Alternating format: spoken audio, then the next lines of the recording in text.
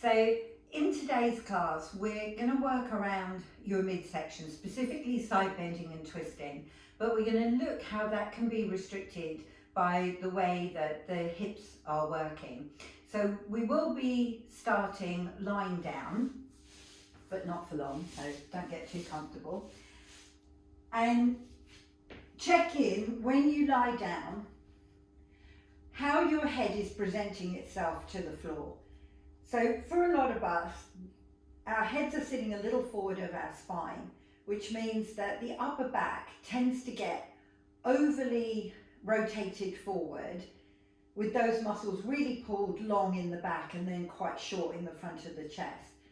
So when you first lie down and you settle yourself, you want to get a sense of where your chin is orientated, which is a hard thing to do because your chin is orientated where you think it should be right now because that feels natural to you.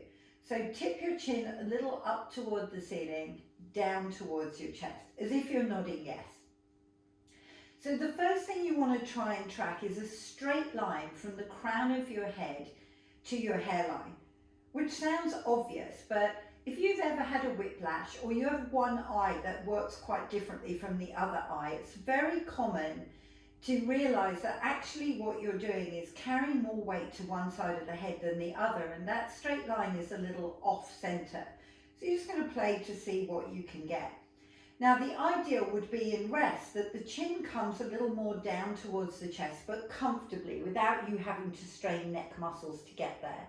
So if that isn't the scenario you're in, can you make sure you now pillow up your head, your neck, and maybe the top of the shoulders? So you want this upper third of the body to be on a bit of a downhill slope. Then the back ribs can relax to the floor, and now the abdominals have a much better place to function. And as the psoas muscle crosses the abdominals and connects your rib cage and your pelvis to your thigh bone, I particularly want some part of that muscle to have a chance to let go. Point your feet straight ahead, flat onto the feet, about a hip width apart. Doesn't matter which one you start on, but I want you to slowly let that knee open out to the side without letting the other knee join in at all. At your most open, you're going to stay there and just check in. Did you roll off the big toe side of your foot and now bring the knee back in? You're going to repeat that again as I talk.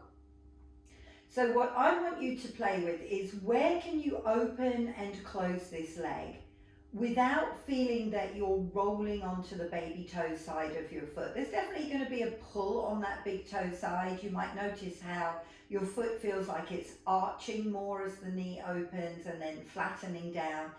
That motion is fine, but if you can feel that actually you're not able to stay on that outer edge of the big toe, you're going too far. So this time when the knee is open, I want you to hold there, check that your standing knee hasn't opened the other way, and now slowly rock the pelvis from one side to the other. Now that's a big word for what might actually be quite a small range of motion. So you don't need to go and look for anything dramatic, but you do want to see whether the muscles that connect your thigh bone to the inner edge of your pelvis are really struggling to let the pelvis move toward the standing leg. And the body will only ever maintain areas that are being used on a consistent basis. So sometimes if it's an area that you don't get into and you don't use, the tissue actually dies off, and eventually the ability to access that area severely diminishes. So if it feels stiff and tight, it's fine. You just know that this might be something to just play with occasionally to remind your body it actually needs all this space on the inside of the hip. Now come back to center, close the knee, and just slide the legs out to straight for me.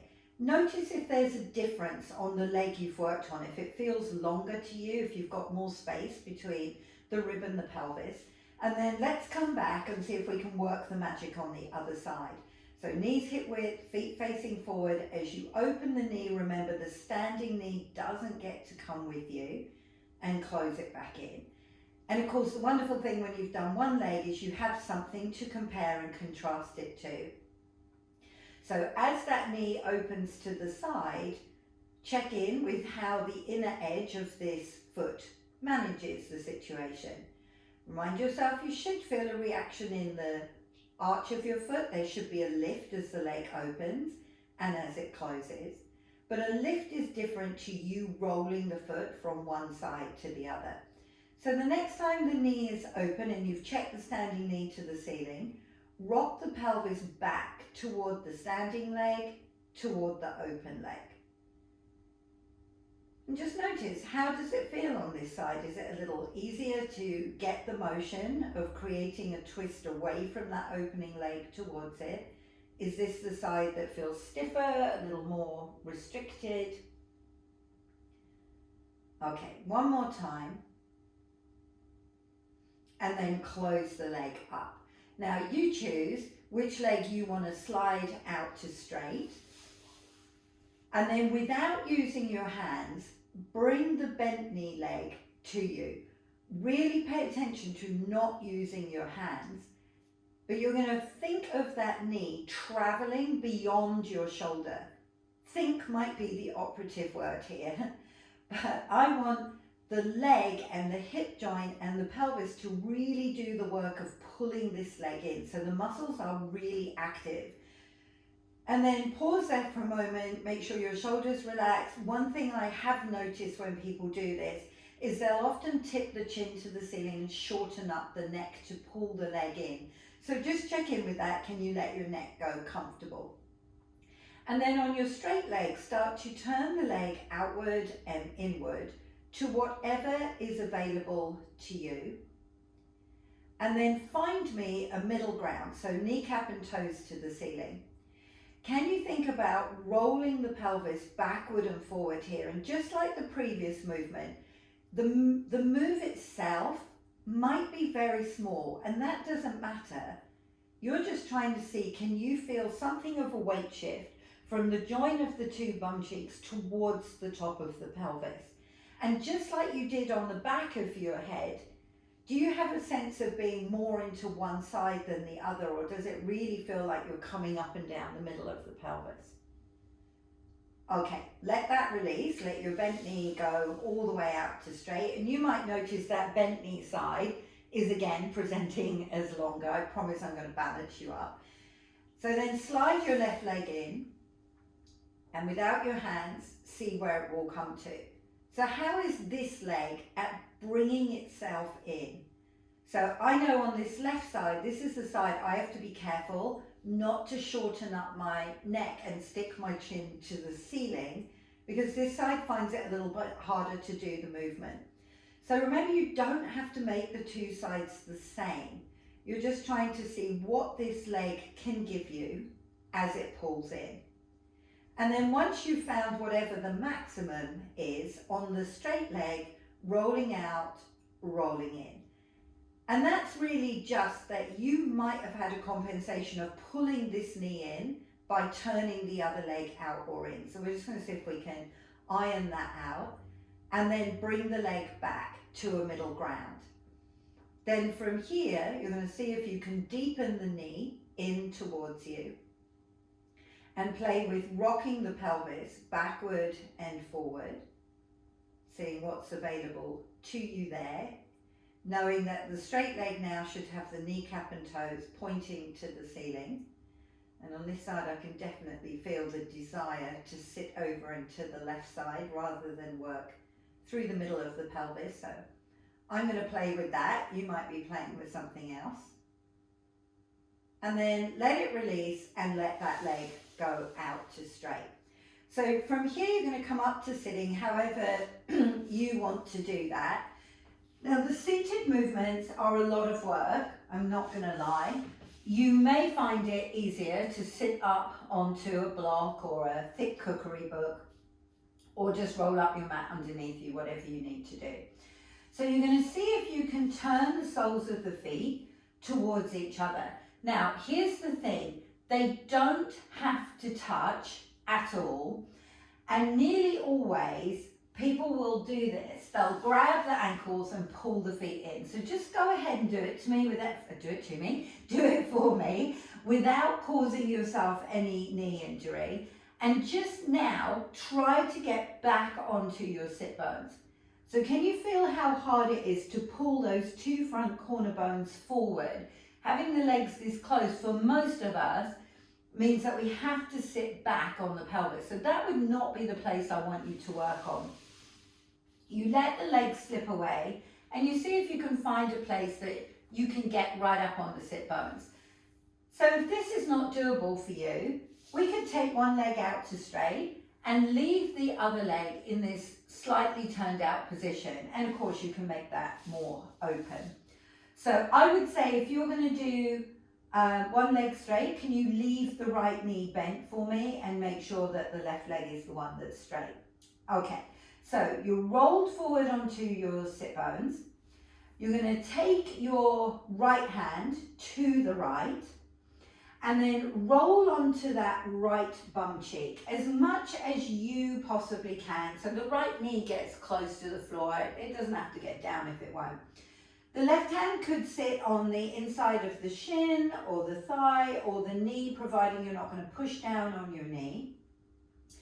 Now slowly, you're going to think of lowering this left sit bone, left bum cheek toward the floor, but almost as if that right side is super glued here.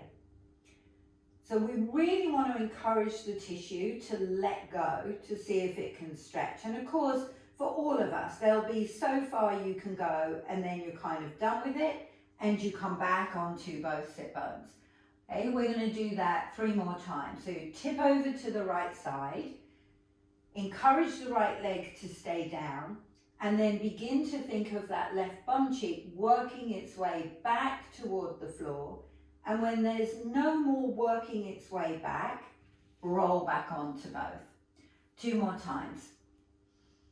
And this will be interesting when you get to the other side as well, to realize how different they can be. And this isn't just about your bum cheek. This is the pliability of your waist, front, side, and back.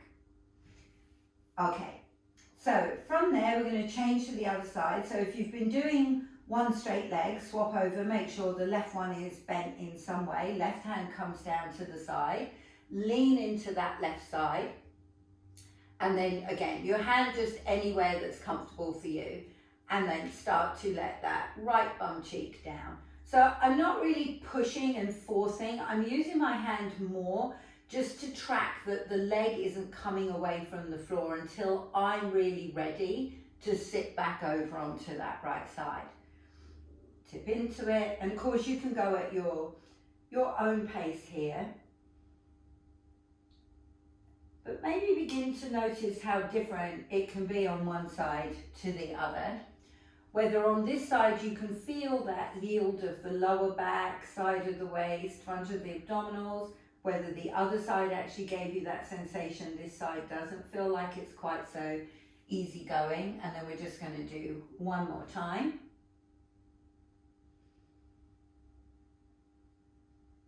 And then once you're sat there, let both legs go out to straight. So about a hip width apart, you can put a fist between your knees, something of that order. I'm going to come towards the camera, so I'm going to do the left side first. It wouldn't be life or death if you want to do right, you can just change the words over. So the left hand is ready to go to the side. Avoid putting it back behind you, either in line or a little in front. Right arm comes up. Roll your legs in, roll your legs out, find me middle ground, knees and toes to the ceiling. Now take a side bend over, and you can put this floor hand wherever feels comfortable. So if you get into it and then you want to adjust, go for it. What's important now is how you got into the side bend before we try to kick your stomach muscles in. So if I were to put a wall behind you right now, do you think your head would come back to that wall or sit forward? So I sense that my head would be away from the wall. So I'm going to bring the back of the head back until there's really no more back to be had. Then what about both your shoulder blades? Do they feel level relative to each other? Or do you think one of those shoulder blades would be sitting forward of the wall? What about your rib cage? Might you have one side of the ribs that wouldn't be sitting against the wall? And then how about the back of the pelvis?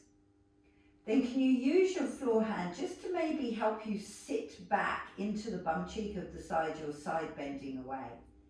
Now here's the work. Without changing anything, can you begin to rely on that floor hand less? I don't need you to take it off. I just need you to lighten the pressure and see if you can start to feel that right side firing up. Now, can you pull yourself back to an upright slowly and see if you can really get that right side to bring you home? Okay, then we're going to give it a break and go over to the other side. So right hand goes down, whichever one you're doing, left arm comes up. Just before you go, roll in, roll out, find middle ground. Take your side bend over, adjust your right hand wherever you need it to be. So firstly, do you need to use your right hand to help you sit back down on your left bum cheek? Then secondly, if I put the wall behind you, what would be missing? So when I come in this direction, it's not the head I feel missing, it's the left shoulder blade I feel coming forward. And yours could be completely different. Only you can play with it, or if you have a handy wall or door, put yourself right back up against it, which would be really useful. And then once you've fixed your alignment, you begin to lighten the pressure of the hand. Not so much that you need to change things, but just enough that instead of relying on your arm and shoulder, your stomach muscles kick in, and slowly you bring yourself back up. We're going to go one more on each side, see if we can get into it a little bit more quickly. So left hand comes down, right arm comes up, point the knees and toes straight up, roll forward on your sit bones, and then take a side bend over.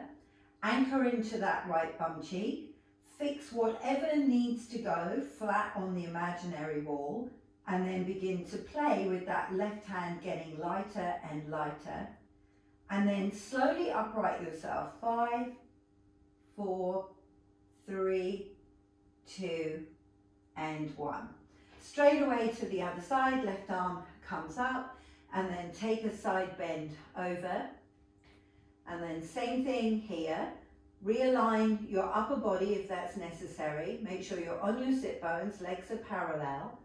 Once you have that, let the hand lighten the load on the floor. When you're sure that you have whatever you can get without changing position, come up slow. 5, 4, 3, 2, 1. Okay, so from here, I want you to open the legs about the width of the mat. Once you have that position, then you're going to take your right arm and wrap it around your waist. So my fingers are kind of digging in to find the left ribs. There's a few options for the left hand. You can go hand behind your head. You need to just watch that that doesn't push your ribs forward. You can go hand to the front of your forehead. You can just cross it over the other shoulder. So whatever feels right for you. Point your toes and knees to the ceiling. See if you can roll onto your sit bones.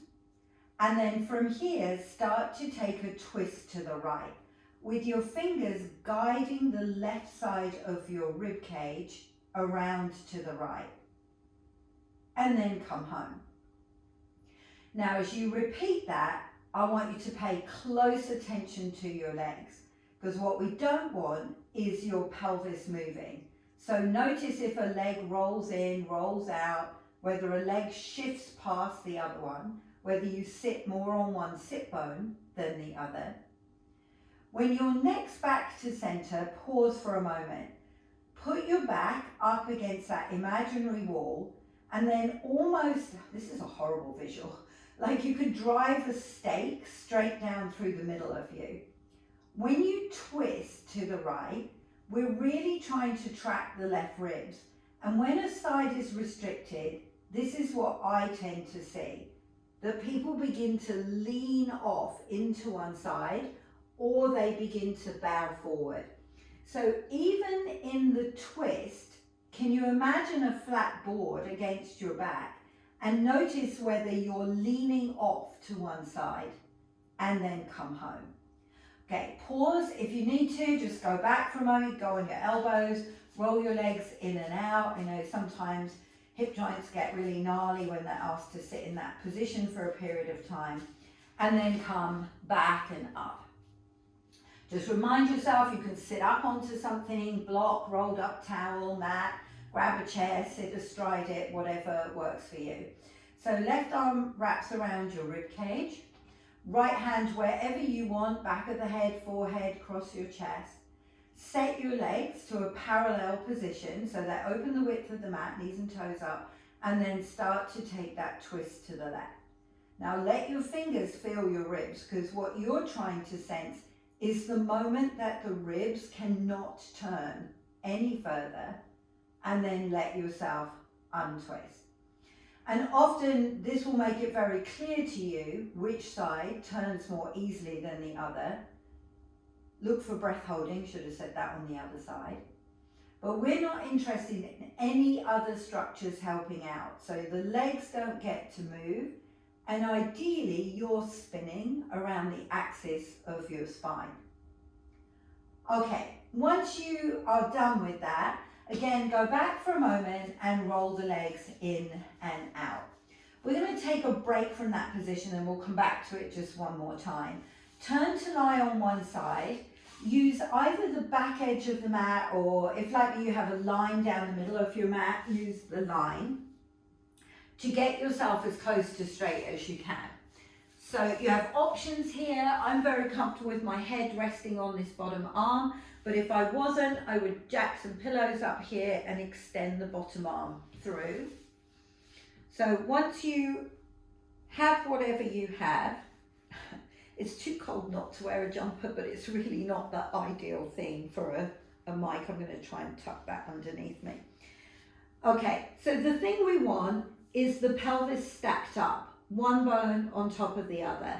If you feel like you're lying on a golf ball, then you're lying right on the head of your thigh bone. That's not a place I want you to be. So you would need to pick the pelvis up and pull it back behind you, and then roll the top hip forward. Your hand placement is going to be important today. Slide your hand down past your belly button till it hits the floor, and then slide it away from you. Those of you that are used to doing this position and using your neck and shoulders, this is going to feel very weird and very unstable. It would be a really good practice to get into and see if you can override that. So a couple of times, take the heel of your hand, push it down and push it away from you. And if you think of trying to push the mat forward, what you're trying to create is the ribs pulling back against that.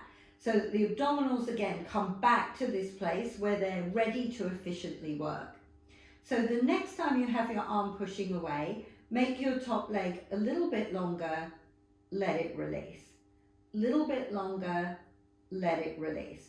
So what you're looking for is the pelvis moving away from the rib cage. You're increasing the length of your waist here.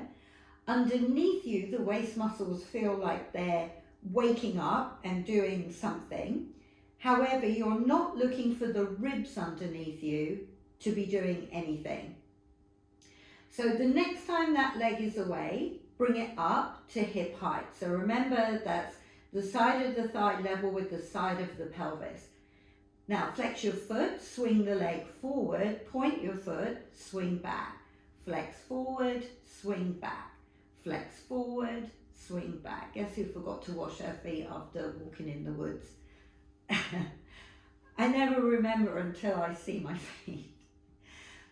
Okay, so are you able to keep a straight arm where the hand is pushing away so that this leg can swing like a clock pendulum? You're not trying to hold your pelvis still, you're just trying to brace the arm, shoulder blade down your back. Now swing the leg behind you and hold.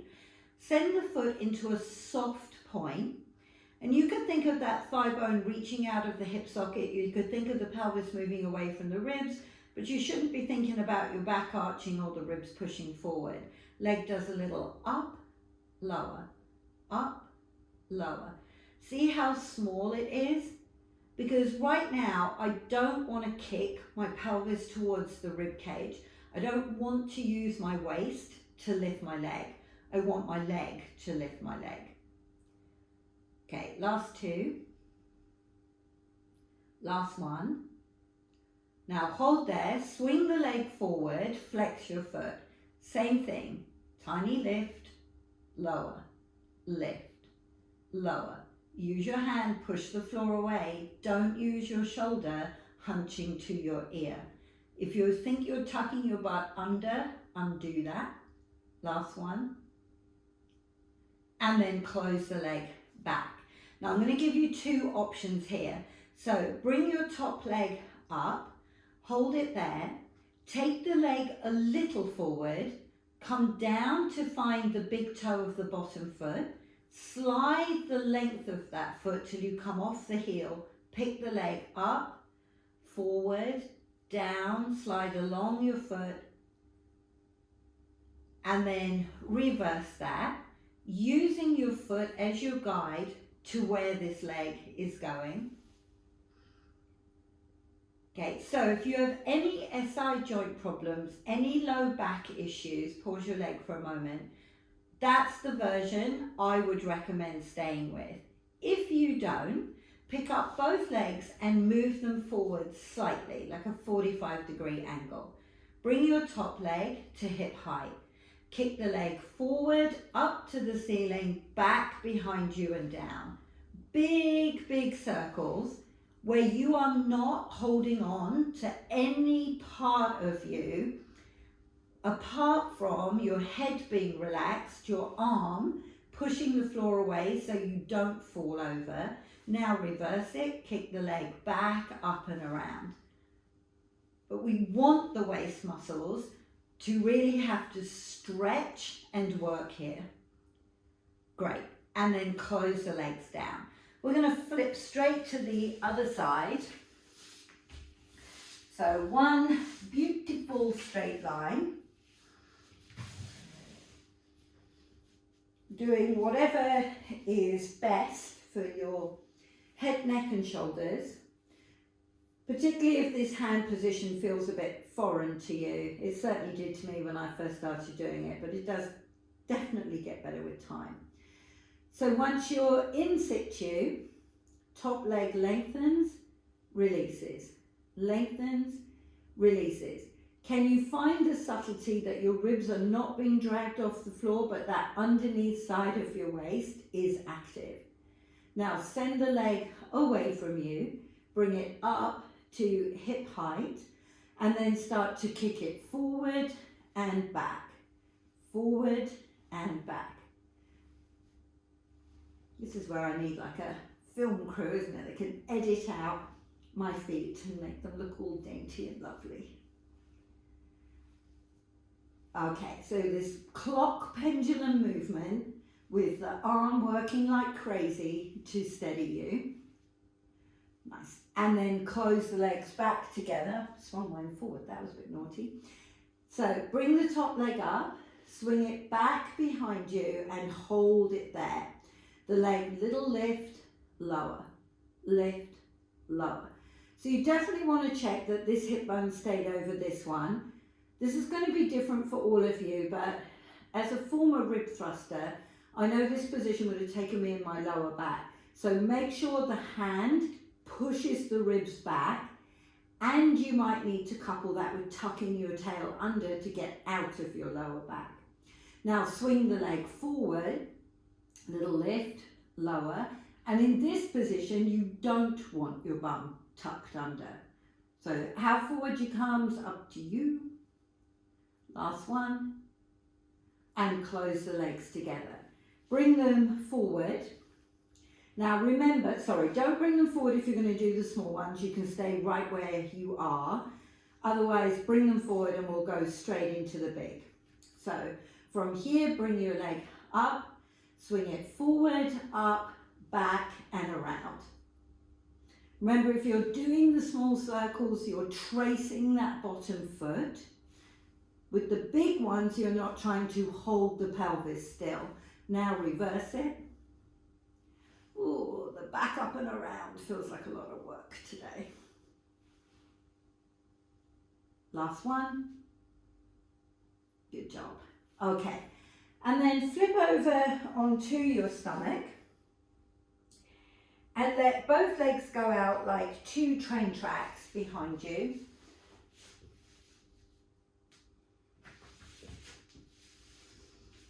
So when you are over onto your front, you can pick a leg, doesn't matter which one. Now I'm keeping my head up just for the mic. You really want to let your forehead rest down. Take your chosen leg and move it just toward the outside edge of the mat. You guys know how to get your pelvis into place, but a reminder that pubic bone should have a good connection to the floor, so you want that to happen from here. The tailbone moves down and under, and the ribs go light on the floor. Now, can you just pick up and lower down this straight leg a couple of times? Firstly, I want you to try and be on the top of the foot, the front of the knee. So if you need to alter the leg, if it's too far out or whatever, to find that position, please do that for me. And then secondly, if you feel like this is just too far out, it's pulling on your back, you can't hold that connection of the tail under, do what you need to do. Now lay the leg down, and here's how I want you to try and initiate the lift from the leg. Can you pick up just your kneecap and let it rest down? And when you pick up just your kneecap, I don't know that you can see much on screen, you sort of can. You're going to play with the back of the knee, trying to open and open and open and let it come down. So it's the most common compensation I see on knees that don't have the ability to straighten themselves out. So we just want to squeeze out of your knee joint everything you can without creating pain. Now, when you have that knee up and open, can you lift your foot up to the same height? So the leg lift is very low, and let it come down. Knee comes first. Do you feel the back of your thigh and your bum fire? Then let the foot come off and let it come down. So as you repeat that, if you don't feel a firing through the back of the leg, might you be twisting the pelvis and leaning into a hip bone or front corner bone to get the leg off? Might you be sinking into your lower back? And it's not enough to just press the pubic bone to the floor. You really have to be able to track that the tailbone and sacrum stay tucked under. Okay, release that leg, bring it back in line. Take the other leg off the mat. Check out how you feel. Are you really in a parallel leg position, so kneecap to floor, front of foot? A couple of times, just lift and lower the leg, although it's always really hard when you know what you're supposed to be doing to then go into your familiar pattern. But you might pick up that this leg doesn't feel as awake as the other one. Now let it release, pull the kneecap off the floor and let it go back down. Pull it up and open, open, open the back of the knee and let it go down. And how is the back of this knee, or the ability to pull the kneecap up, compared to the other side? Now when you've opened the knee up, hold there and then bring the foot off the floor and let the whole kit and caboodle lower. Kneecap first, do you feel the back of the leg, the bum cheek fire? Then the foot joins it, then let it go. Remember, if you're not feeling work through the back of the leg, there's a couple of things. So it could be that you're twisting into one side. The more likely culprit is that you're not holding that tuck under. At the moment of really having to pick up the foot, the tailbone is moving itself back toward the ceiling. Okay, and then let that release. So from here, I want you to push up onto all fours. So setting your shoulders over your elbows and wrists, your knees directly underneath your hips, and then just can you a couple of times tuck and untuck your pelvis while I sort my mic out yet again. And if it's only the pelvis tucking and untucking, this will be quite a small, subtle movement. There might not be a lot to see. But if you're tucking, you could say that your bum cheeks are turning to look down at the floor. If you're tilting, they're looking to the ceiling. Can you find me where you feel like they're looking straight back? Without changing that, I want you to bring one leg almost to the point of lift without actually taking it off the floor. And you should feel your knee went light, your shin went light, the top of the foot went light. Let it go heavy. Now do the same thing on the other leg. Bring that leg almost to lift, but don't leave the floor. Knee light, shin light, top of the foot light, let it go heavy. As you repeat that, notice if at the moment of effort, you change the pelvis. You tuck under, you tilt, you shift to one side, whatever it might be. So our first order of the day is to see, can you exhale as you bring that leg almost to the moment of lift so that your abdominal wall braces or draws in, whatever makes sense to you. Notice if for you that isn't the issue. Your issue is that an elbow or two buckle, the head drops, the shoulder blades collapse towards each other. Exhale, exhale, exhale on the point of effort to see if we can really kick in that reflex of your stomach muscles contracting. Now choose a hand, turn it over, slide it behind the other wrist for thread needle. As you come down onto your shoulder, stay there and think of the shoulder blade really trying to pull through.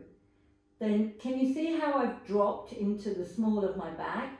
If you think you're doing the same, bring the ribs up. And you may find that that strongly intensifies the stretch. And then bring yourself back and up. Do the same thing on the other side. Thread your arm through. See if you can play with that idea of the shoulder blade threading through and then drawing the ribs up away from the front of the thighs. And then let that release and climb back up. So one last seated position before we do some standing work. Slide the legs out now and take them wider than the mat itself, quite a lot wider, whatever your body's maximum is. Bearing in mind, we're not looking for that position. I want you to have the pelvis upright. Knees and toes look up toward the ceiling. Wrap your right arm around your rib cage. Bring your left hand to your forehead. So you have a spine that's upright. As you twist to the right, you're trying to keep that idea of spinning around the pole, guiding the left ribs around to the right without your left leg rolling in, sliding longer. Coming back to center, changing over, exhaling as you twist, guiding the right ribs around, and then coming back to center.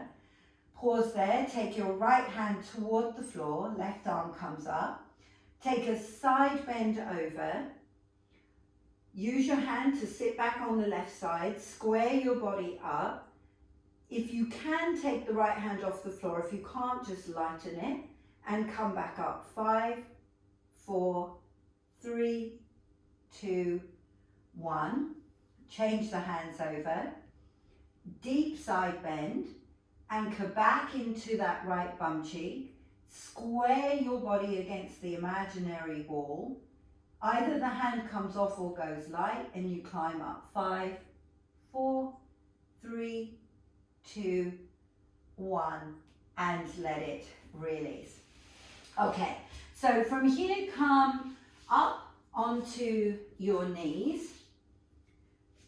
Now, if you can't kneel in a lunge, remember to grab a chair and sit sideways on the chair to be able to find the lunge position.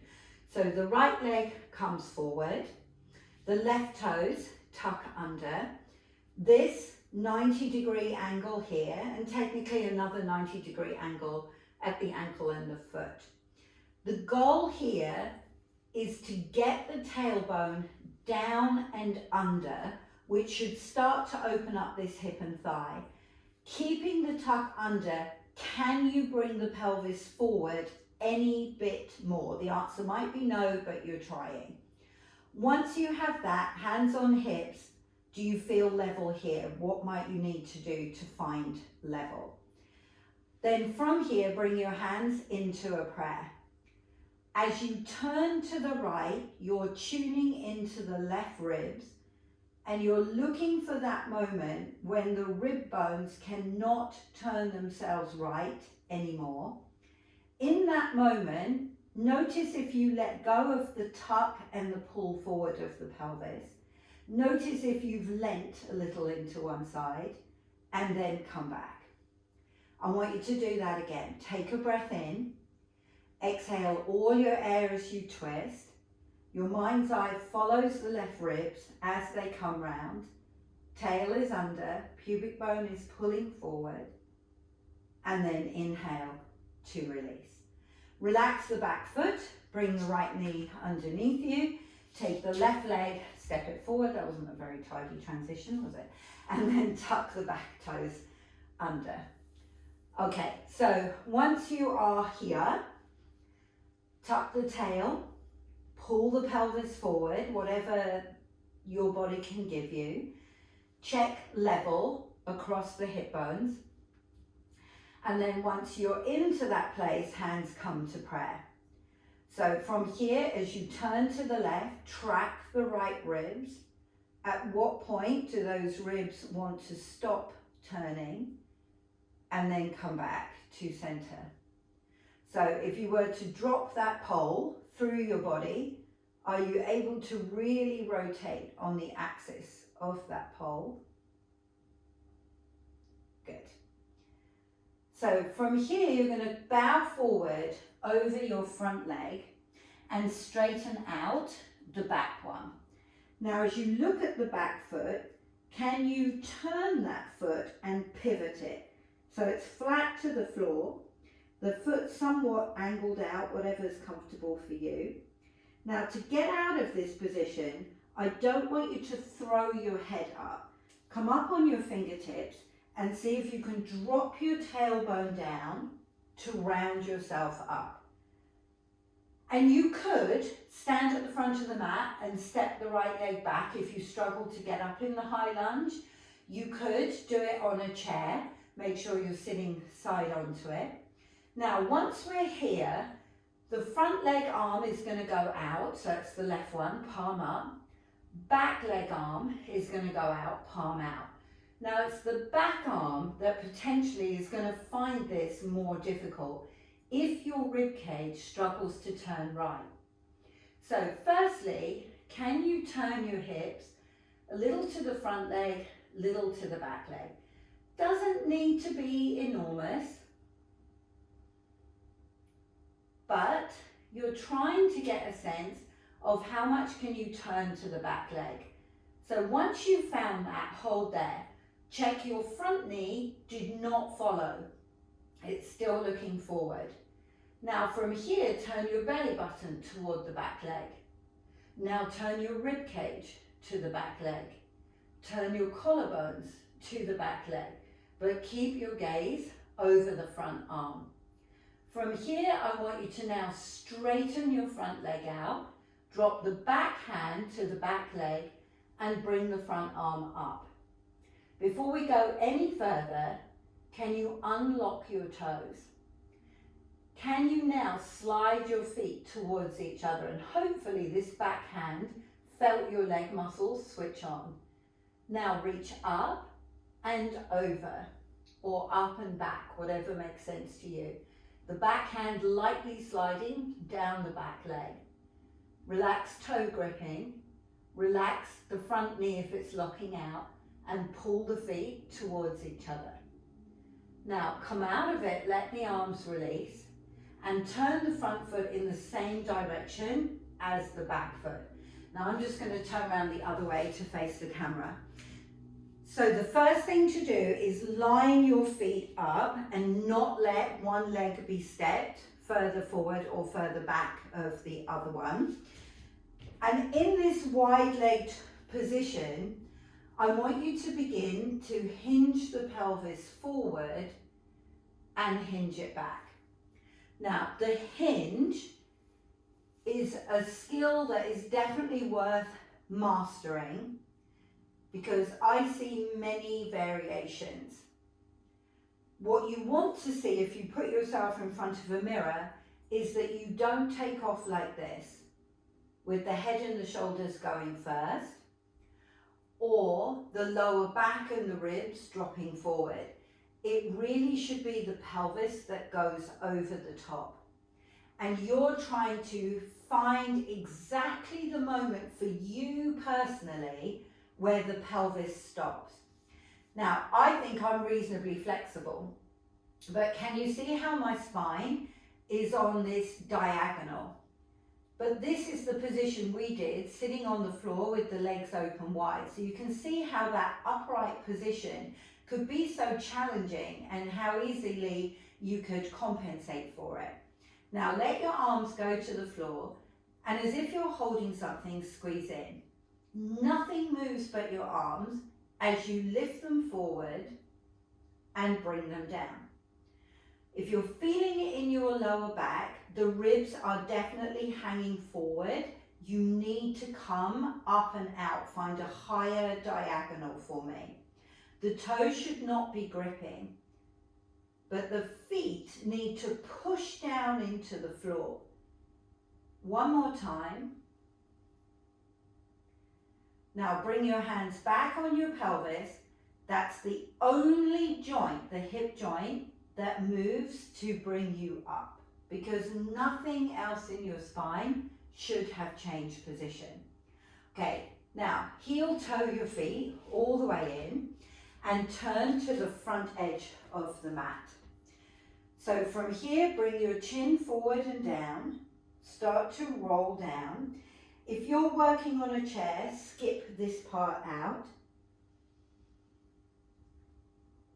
And this time, step your left leg back behind you. So once you're there, spin that left foot out and start to roll up through your back. Once you come up into the position, just let, for me, the front knee go forward and back a couple of times. So we definitely want the knee over the ankle, but sometimes there's the ability to just drop down a little bit that you're not always picking up on. So see if you can play with that. The drop down, how do I describe this? It's more of a letting go in the hip joint.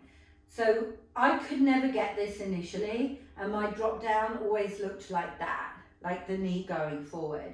And it took a while, and then there's like that magic day when it makes sense and you're like, oh, that's what you mean. So just play with it. If it doesn't make sense, not the end of the world. It will come the more that you work through these positions. So we're going to take both arms out, front arm palm up, back arm palm up, and then the pelvis turns to the back leg, to the front leg, to the back leg, to the front leg. And where we want it to come to rest is towards the back leg. Then you think of your belly button to the back leg. Then you think of your ribs to the back leg. And can you see how, if this is a direction you find it hard to turn in, how difficult this position could be?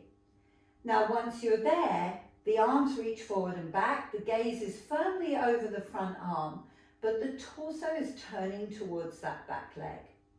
Straighten out your front knee, let the back hand drop down, bring the front arm up. Unlock your toes, but slide your feet towards each other. Now reach up and reach back. Breathe. And then come up and out of it and turn that front foot in the same direction as the back foot. So if you're sitting on a chair, you're straddling in that position. If you're standing, once you've lined the toes up, you're going to turn the feet out like a 10 to 2 position. Then as you drop down into the squat, you look for the knees wanting to fall in. The moment they do that, you stop and you come back out. And even if they didn't, come back out. Do it 2 or 3 times, because your ability to drop down is really reliant on you and your hip joint flexibility, your knees, your ankles. It does not need to look the same as mine. Yours may be a lot lower than I can get. The important thing is that we all have knees that are tracking straight out. If you look down at the top of the thigh, you shouldn't be able to see your feet. So if you can you alter them? Now, if you're pushing into the small of the back and you cannot tuck the pelvis under, I want you to find a small hip hinge, because we want the pelvis to come to neutral. If it can't do it in an upright position, we're going to allow that to happen with a little bit of bow forward, whatever you need to have. Once you're there, let the arms hang, bring the right arm up, side bend to the left. As you do it, let that right bum cheek try to sit down a little bit more. Watch the knees collapsing in, lift and lower the toes. Now, can you pull back from this right side? 5, 4, 3, 2, 1. Let it release. Left arm comes up, side bend over, hold there for me. Can you sit a little deeper, perhaps more thought on the left side dropping? Hang out into it. If you're against the wall, what's twisting away? Come up 5, 4, 3, 2, 1. We have one more set. So sit a little deeper if that's available to you. Right arm comes up. Go over, hold there. Check, are you level relative to the wall behind you? Are you breathing? Now let that right side pull back, pull back, pull back, pull back, pull back. Change over, left arm comes up. Side bend over, sit down into that left side. I know the suffering is bad. And then pull back, 5, 4, 3, 2, 1. Push through the feet to come up and toe heel all the way back in. Set your feet hip width apart, one last thing, and then you're done. Bring your chin forward on your chest, hang there for a moment. Let your shoulders really drop down your back. Now let your head continue to lead your spine forward and down. And when you reach whatever is a comfortable hanging place for you, let your arms start to make small circles. Now they are small because momentum needs to take over here, to a point where you can almost not think about this. The arms just circle themselves. Now reverse it. And then let the arms come to stillness, soften your knees, roll yourself back up to the top.